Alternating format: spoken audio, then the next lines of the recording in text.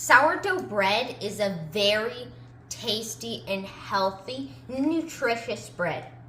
Well, why? Because it has low gluten content. Also because of the slow rise, it gets that sourness, which is actually really healthy and also tastes very good. It also doesn't use normal yeast, so you can keep this in your refrigerator and you will always have your starter. It doesn't expire.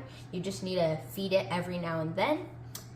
So, in this video, we're going to be making simple and easy sourdough bread.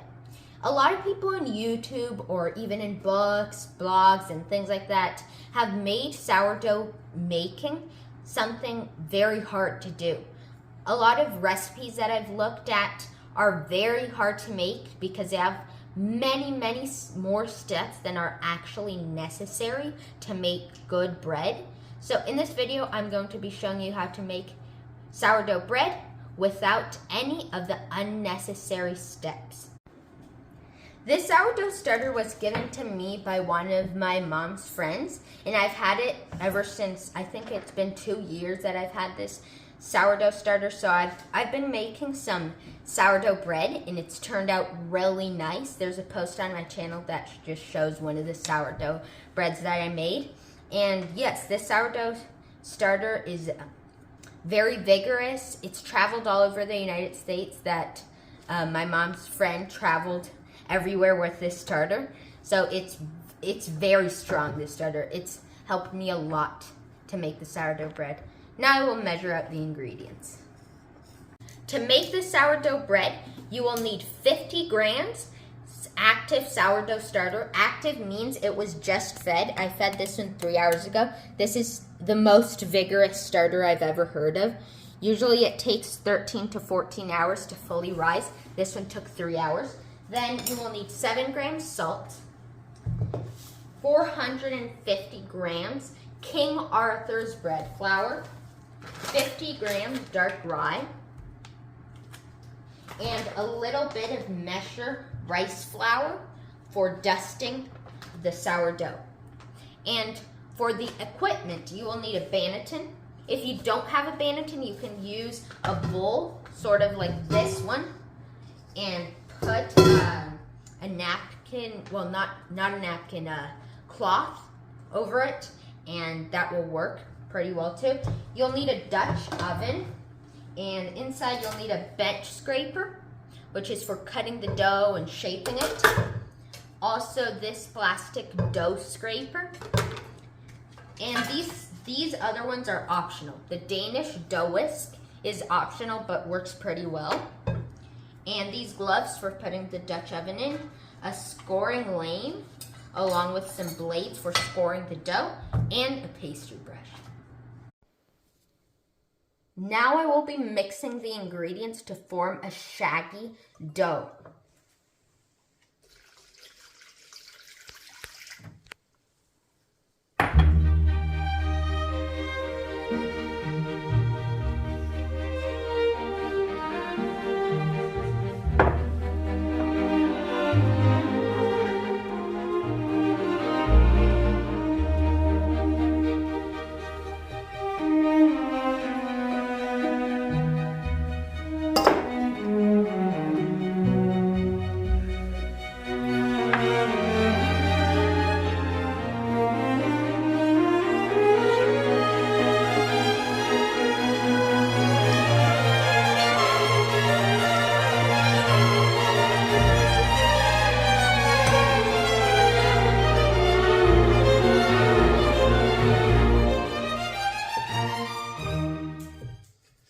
So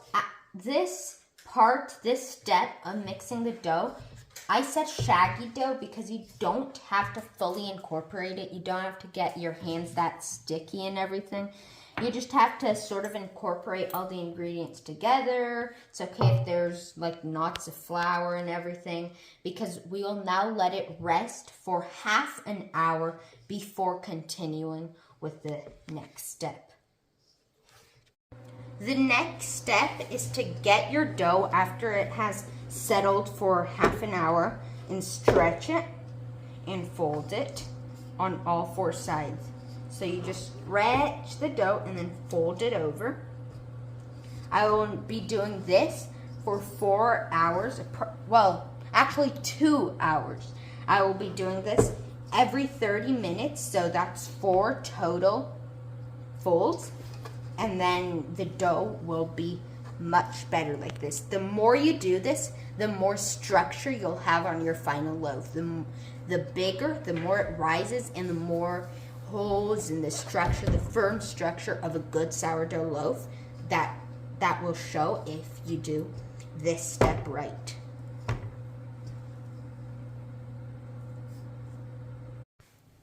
This is the 4th stretch and fold. And now the next step will be to bulk ferment it, meaning to place it in this bowl for approximately 4 to 5 hours. Well, it depends until the dough has doubled in size. It depends on your climate. Some people who live in a very cold climate, such as, say, New York or somewhere on the East Coast, it could take them up to a day just to bulk ferment.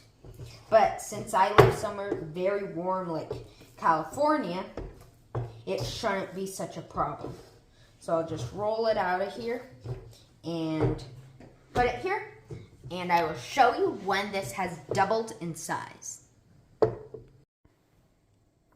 You can see the dough has now doubled or tripled in size. It's nearly filled the entire bowl. You don't want it to overproof or else it wouldn't work.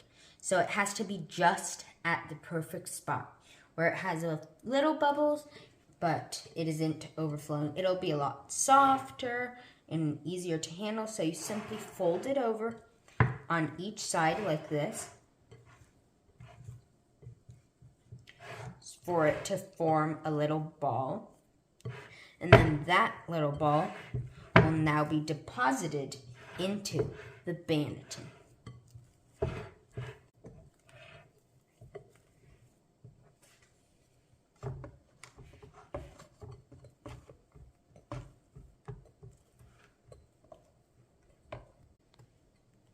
And now I will sprinkle a little bit of flour on top so that it doesn't stick to the Dutch oven later when we bake it.